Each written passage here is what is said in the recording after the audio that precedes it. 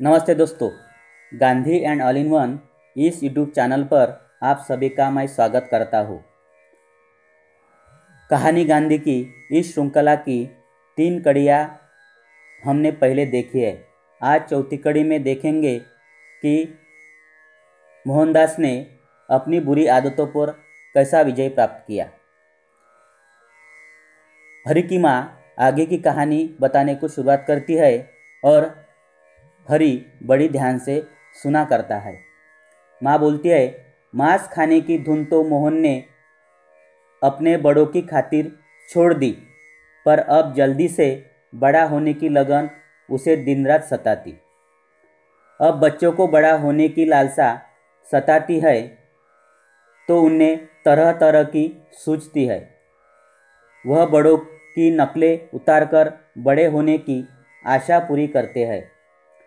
जब कभी मोहनदास अपने चाचा को मुंह से धुएं के बादल उड़ाते देखता तो उसका भी दिल मचलता कि उनकी तरह सिगरेट पीकर मुंह और नाक में से धुआं निकाले। मोहनदास ने ऐसा ही करने को मन में ठान लिया और यह तय किया कि वह और उसका एक दोस्त सिगरेट पिया करेंगे। पर पीते तो कहाँ से पीते, जेब में तो फूटी कौड़ी भी न थी। जब मोहनदास के चाचा उठकर चले जाते तब मोहनदास और उसका दोस्त चुपके से आते और इधर उधर पड़े हुए सिगरेट के अधजले टुकड़े उठा ले जाते और छिप छिप कर खूब पिया करते। मगर थोड़े दिनों के बाद जब इससे उनकी तसल्ली न हुई तब फिर नौकरों की जेब में से पैसे निकालकर सिगरेट मोल लेने लगे। लेकिन इस तरह छुप छुप कर सिगरेट पीने से उनका जी प्रसन्न न होता। एक दिन दोनों बहुत उदास बैठे सोच रहे थे कि यह जीना भी कोई जीना है कि हम खुलकर बड़ों की तरह सिगरेट भी न पी सके। इसका विचार करते ही उनका और भी जी घुटने लगा। दोनों के मन में समाई कि चलो चलकर कहीं दोनों प्राण दे दे। यह ठानकर उन्होंने जाकर धतूरे के बीज जमा किए और इस शुभ काम के लिए शाम का समय चुना। वे बीज खाने को ही थे कि ख्याल आया कि अगर यह खाकर भी न मरे तो क्या होगा।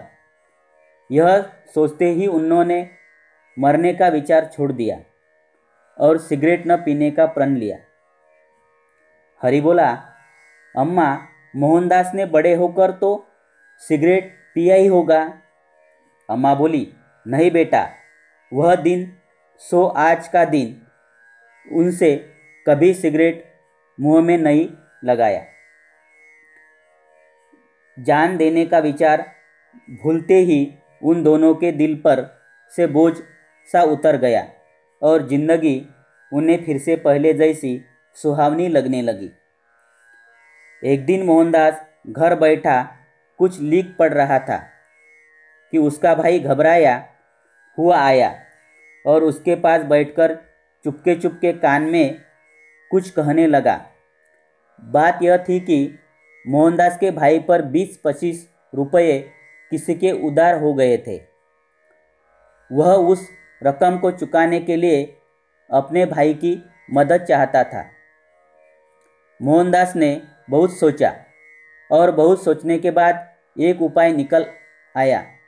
मौका पाकर मोहनदास चुपके से गया और रात के समय अपने दूसरे भाई के बाजूबंद में से थोड़ा सा सोना उड़ा लिया और उसे बेचकर उधार चुका दिया। हरि बोला, अम्मा, आप तो कहती है चोरी करना बुरी बात है, फिर मोहनदास ने चोरी क्यों की? माँ बोली, बेटा हरि, भूले से ऐसे काम सब बच्चे कर बैठते हैं, पर नेक बच्चे वह है जो भूल करने के बाद पछताए और फिर उम्र भर वैसी भूल न करे। मोहनदास ने एक भाई के कारण दूसरे भाई की चोरी करने को तो कर ली, पर अब उसके दिल को चैन कहाँ। समझ में न आता था कि करे तो क्या करे। बहुत सोच विचार करने के बाद उसने चुपके से अपने पिताजी को एक चिट्ठी लिखी, जिसमें चोरी का हाल था, चोरी न करने का वचन और सजा का निवेदन था। और वह भी लिखा था कि पिताजी जितनी कड़ी सजा चाहे दे, पर अपना दिल न दुखाए। मोहनदास के पिता इन दिनों बीमार थे। वह सारे दिन लेटे रहते। मोहनदास ने चिट्ठी ले जाकर उनके हाथ में दे दी और उनके पास ही पलंग पर चुपचाप बैठ गया। मोहनदास के पिताजी ने बैठकर चिट्ठी पढ़ी तो उनकी आंखों से आंसुओं की झड़ी लग गई। जो जो आंसू गिरते थे, मोहनदास के दिल का पाप धुलता जा रहा था। मोहनदास पर उन अनमोल आंसुओं का इतना प्रभाव हुआ कि उसका जीवन बदल गया और वह पहले से कहीं बढ़कर अच्छा लड़का बन गया। हरि बोला, अम्मा, मोहनदास के पिताजी रोए क्यों? उन्होंने मोहनदास को पीटा क्यों नहीं? माँ बोली, बेटा, मोहनदास की सच्चाई और हिम्मत देखकर उसके पिताजी का दिल भर आया। अगर वह मोहनदास को मारते तो उस पर वह असर न होता जो उन्होंने मोहनदास को मारे पीटे बिना स्वयं अपने दिल को दुखाकर पैदा किया। मोहनदास पर उस प्रेम का असर मारपीट से कहीं अधिक हुआ। मोहनदास की जिंदगी में अहिंसा का यह पहला उपदेश था। बड़े हो जाने पर उसने इसी अहिंसा के बल पर अंग्रेजों से लड़े बिना उनको उनके घर पहुंचा दिया और अपने देश को स्वतंत्र कर लिया। 2-4 दिन में चोरी की बात आई गई हुई। हाँ, इसके बाद से इतना अवश्य हुआ कि मोहनदास के पिताजी उसे पहले से भी अधिक चाहने लगे। और क्यों न चाहते, वह था भी तो बड़ा सच्चा और नेक लड़का। हरि बोला, अम्मा, मैं भी अब सदा सच बोला करूँगा तो मुझे भी पिताजी पहले से ज़्यादा प्यार करने लगेंगे। माँ बोली, हाँ बेटा, एक तुम्हारे पिताजी क्या, सभी प्यार करेंगे।